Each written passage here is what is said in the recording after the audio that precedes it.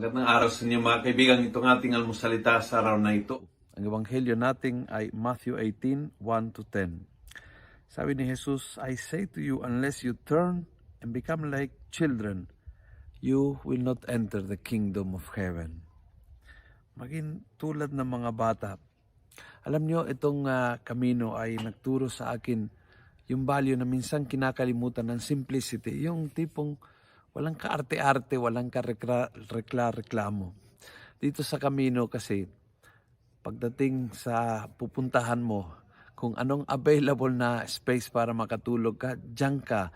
Minsan matutulog ka sa sahig ng simbahan, minsan matutulog ka sa isang dormitory na napakaraming tao, minsan matutulog ka sa private room, kung ano ang available at dapat walang kadrama-drama. Minsan maglakad ka ng 8 oras pagdating sa makakainan, kung anong maabutan, yun na yan.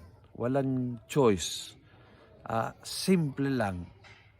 Simple lang, walang kaarte-arte, walang kadrama-drama. I realize na masyadong ginagawan dramatic ang ating buhay sa ating mga reklamo, sa ating mga entitlement, sa ating mga preferences, sa ating mga kung ano-ano pa. At ginagawang komplikado ang napakasimpleng buhay bigay ng Diyos sa atin.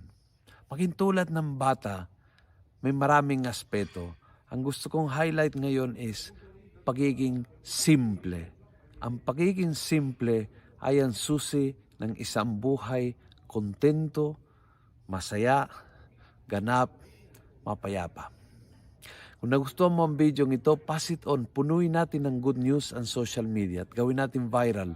Araw-araw ang salita ng Diyos. God bless.